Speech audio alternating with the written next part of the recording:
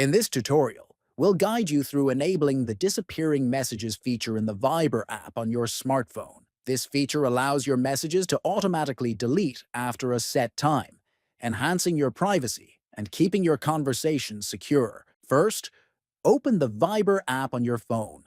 Next, look at the bottom right corner and tap on the More option. Then, from the menu, tap on Settings to access your app's configuration options. After that, tap on Privacy to access your privacy controls. Next, look for the Disappearing Messages option in the Settings menu. Tap on it to access the timer settings. Then, choose your preferred time duration for the messages to disappear. Options typically include 10 seconds, 1 minute, 1 hour, or 1 day. Select the duration that suits your needs. Finally, confirm your selection. Once set, any new messages sent in this chat will automatically disappear after the chosen time.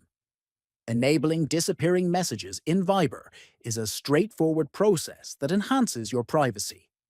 By following these steps, you can ensure your conversations remain secure and temporary.